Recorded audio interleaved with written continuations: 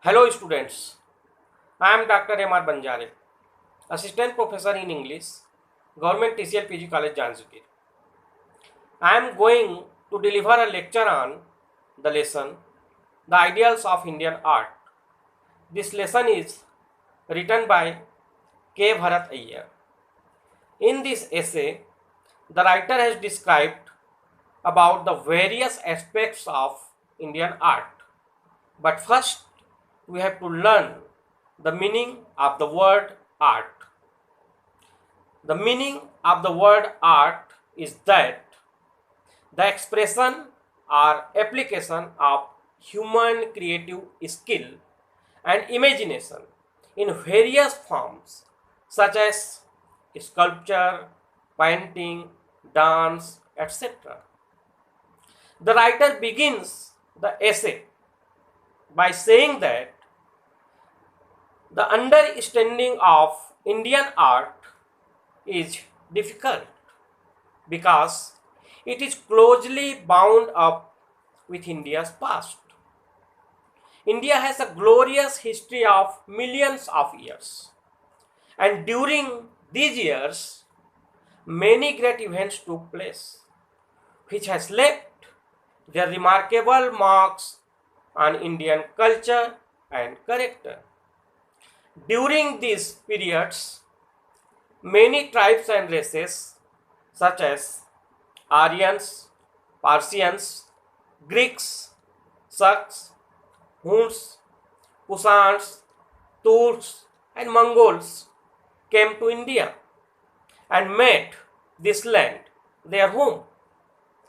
They brought with them their indigenous culture and mingled it with the races and culture of mainstream.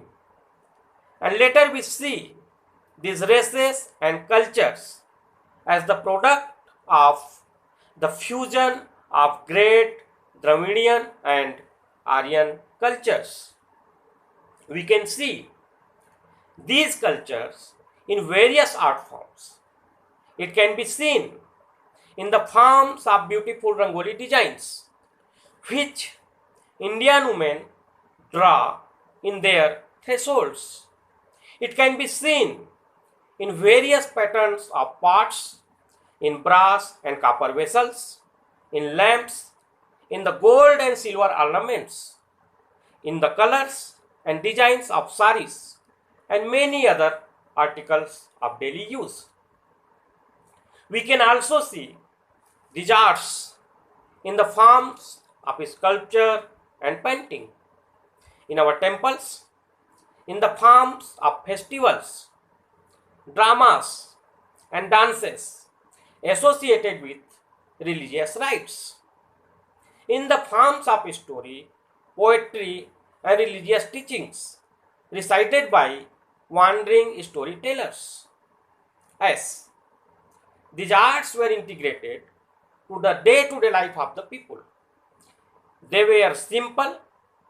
We don't see any luxuries in these arts. There was nothing personal in these arts. These arts were never seen in isolation from the life of people. So we can say that Indian art is truly national in its widest and deepest sense. The great architects and artists were only voicing or giving shape to the visions and ideals of the races and remained anonymous. We don't know the names of artists who painted the frescoes of Ajanta, Ellora, and Kanchipuram. We also don't know the names of the great sculptors who have covered this land from one end to other end with their superb masterpiece in stone and bronze. We also don't know who conceived the image of Buddha in meditation. We also don't know who wrought the dancing image of Nataraja. This anonymity of Indian art is only emphasizes its truly national character. The main interest of the Indian artists had been the human forms. The figures of men and women were depicted from various possible angles. This abundance of female figures in the Indian art of all periods has its unique style in the world. Indian art is a collective expression of the racial experiences of the people.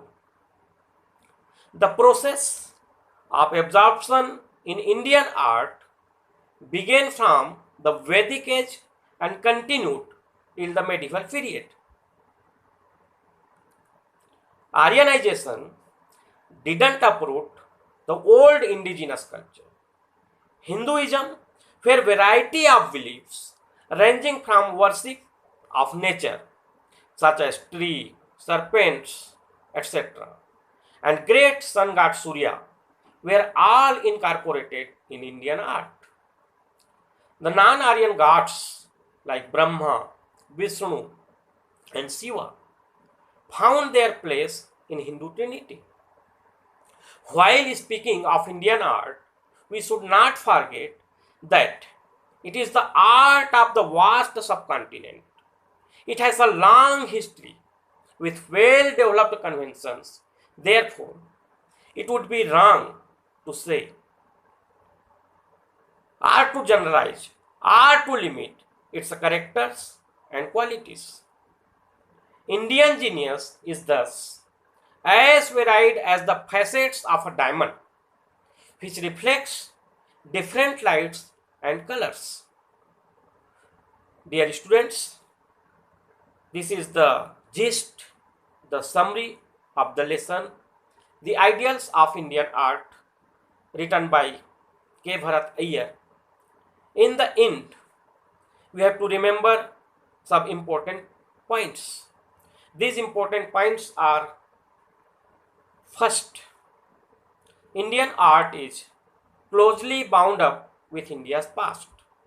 The next point is Indian art is national in its character.